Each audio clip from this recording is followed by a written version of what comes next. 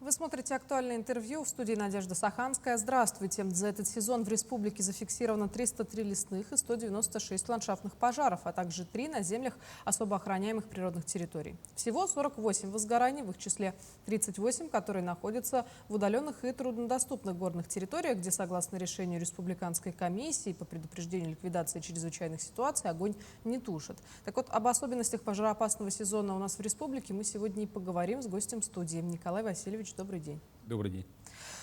Каждый сезон пожароопасный, он друг от друга отличается. Какие в этом году особенности как раз-таки у ландшафтных, у природных пожаров? Да, в этом сезоне можно отметить, скажем так, многое, да, но основное это, скорее всего, у нас впервые, наверное, за последние 10 лет, наверное, республика еще не вводила, к счастью, региональный режим ЧС в лесах, так как у нас и на сегодня критерии как бы отсутствуют, да, по введению режима ЧС. И также, скажем так, сезон у нас в этом году с продолжительными обильными осадками на большинстве территорий региона, да, и в связи с чем у нас как бы количество пожаров меньше, и получается у нас по оперативности, благодаря помощи федерального лесного хозяйства Россельхоза, да, нам выделили, скажем так, порядка 2,7 миллиарда, что способствовало увеличению по штатной численности, созданию новых авиаотделений, что, конечно же, способствовало оперативности тушения. То есть у нас, соответственно, кратность мониторинга в разы лучше, чем в прошлые года, и реагирование на них.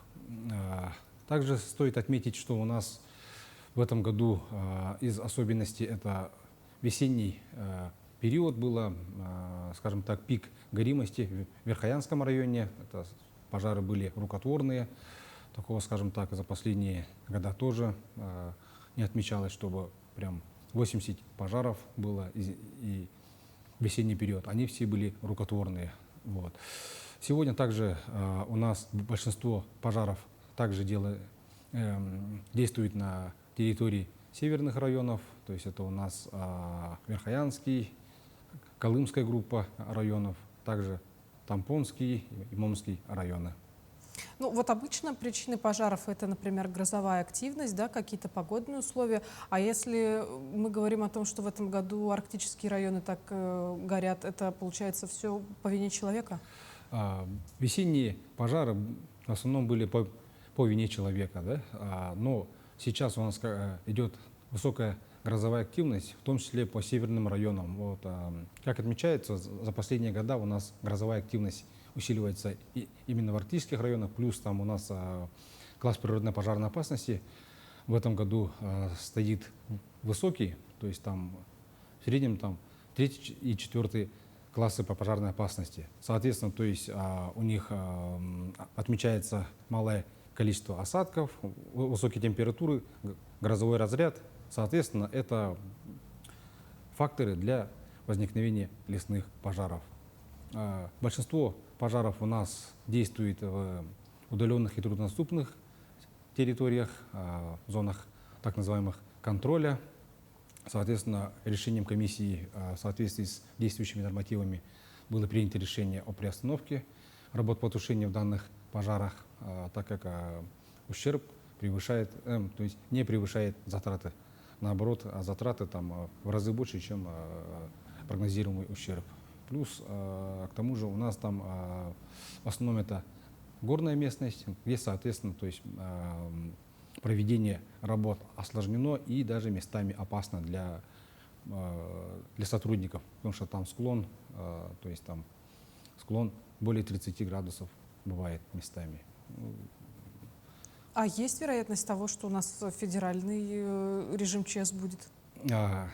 Критериев нету, и надеюсь, что в конце пожароопасного сезона такой сюрприз нам погода не поставит. Но уже, скажем так, 2/3 пожароопасного сезона пройдено весьма благоприятно.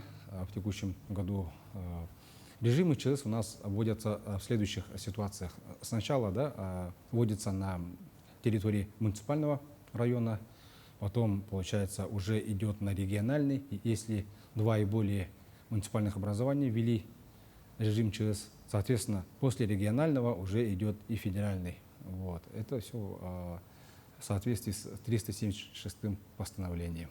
Ну, просто к нам же приехали, была новость, специалистов федерального отделения авиалесохраны. Их куда направили? Вот.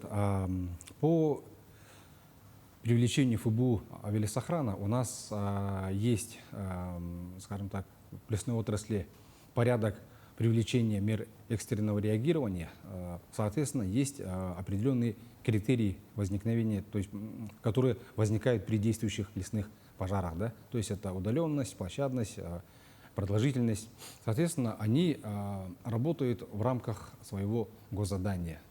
То есть комиссией Федерального агентства принимается решение после нашего ходатайства, то есть мы смотрим критерии на какой-либо пожар, да, то есть там, еще раз повторюсь, там, временной промежуток, количество, то есть площадь, удаленность, да, соответственно, если по критериям оно подходит, мы направляем заявку в Федеральное агентство лесного хозяйства, и, соответственно, на комиссии принимается решение. На сегодня у нас работает 23 человека ФБУ авиалесохрана. Они, скажем так, базируются на территории республики нашей. Это у нас 72 человека. Здесь, то есть, здесь есть авиаотделение ФБУ авиалесохрана. Филиал, так скажем, да, есть. Оттуда они были переброшены на верхоянские пожары, крупные, 90-й и 91-й. Вот. На сегодня они там работают у нас. Ну, работа идет же в нескольких направлениях. Это авиация, это наземные службы и это зона контроля. Да, абсолютно верно. У нас в наземной зоне работает Якутлесресурс, то есть это зона вблизи населенных пунктов, да, так называемая трехчасовая доступность. То есть это определяется зоны, на которых в течение 3 часов наземным способом можно доехать.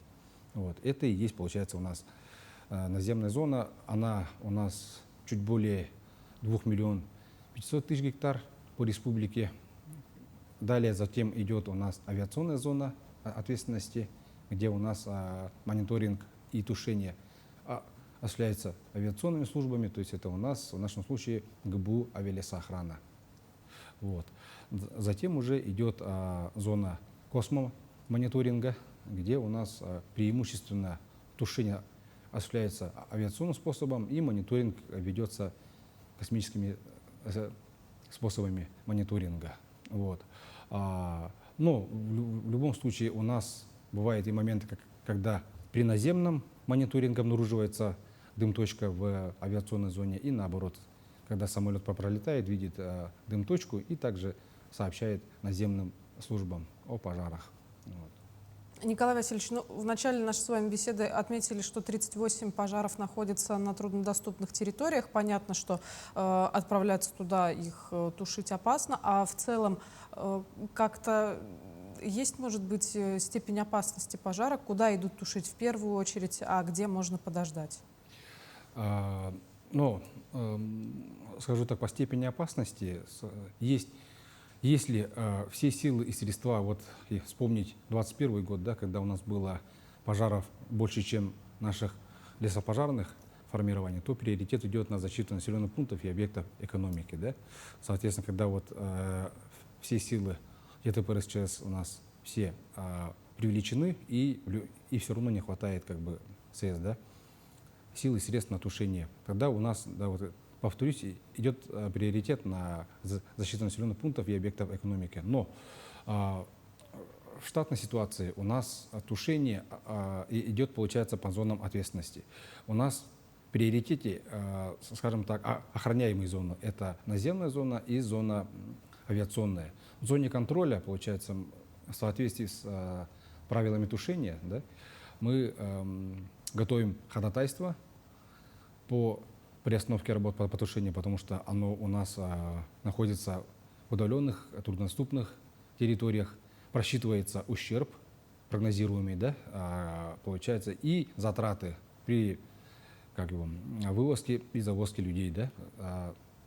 соответственно. То есть, когда затраты превышают ущерб, идет уже, скажем так, задействуется пункт 10 правил тушения, где ходатайство направляется в комиссию по чрезвычайной ситуации, принимается решение. Далее Россельхоз нам, получается, у нас тоже рассматривает наше решение и дает комментарии по ним. То есть ввиду действующего законодательства Россельхоз может нам сказать, что то есть, обоснованно, не обоснованно, дать комментарии, что есть возможность тушить или нет возможности. Вот. Скажем так, у нас приоритет — это те участки, это в охраняемой зоне. И если прямо рассуждать, что представить, что режим ЧС, да, введен региональный, пожаров много, соответственно, идет эта наземная зона, то есть где наземная зона устанавливается вокруг населенных пунктов. Вот. Она в приоритете, потом идет авиазона и, соответственно, зона контроля. Понятно. И небольшой, наверное, прогноз от вас на август. Есть ли какие-то риски возникновения новых возгораний?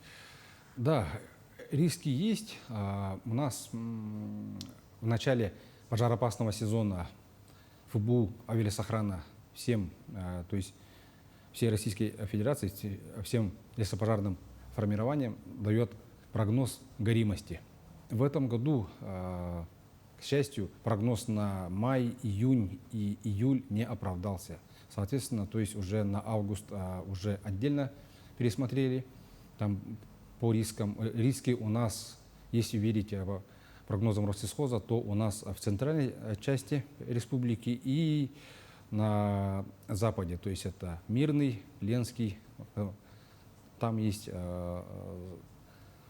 риски установления высоких классов пожарной опасности, по которым необходимо будет маневрировать. Ну что ж, большое спасибо, что нашли для нас время. Будем надеяться, что завершение лета пройдет благополучно. Приходите к нам еще в нашу студию. Спасибо. Напомню, вы смотрели актуальное интервью. До встречи в эфире.